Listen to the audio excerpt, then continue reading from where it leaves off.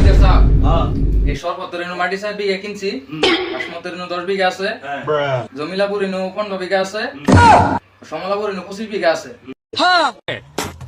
আরো বহুত মাটি বেচবো বলে কইতেছে, কিন্তু আমি কইছি না, ওনা মাটির প্রয়োজন নাই, প্রয়োজন হলে আইনে করে জানাই আমি করে মাটি কিনা। জমিদার সাহেব, কিসে জমিদার সাহেব, কিসে আমার দুটো মাটি আছে আর একটা সুন্দর একটা ঘর আছে, এটা কিনলো কেন?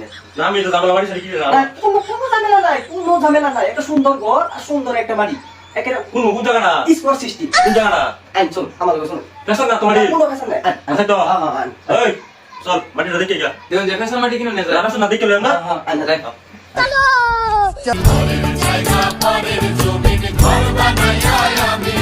এটা বেশ কইরা না, এটা বসতাম না, এটা বসতাম, এই যে সামনে। আর কোন এই যে, রাইট।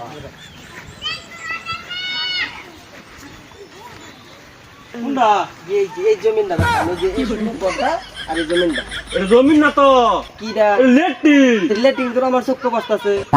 কে লেটিং এর নাকি শুনলে? লেটিং কিন্তু আমার জমির কথা কইছ আরে নতুন লেটিং, নতুন। কি করে দেখছি দেখছি শুনুন জমিনটা সাপ, এটা নতুন লেটিং, আঙ্গুর দাদি 2 দিন লাগছে।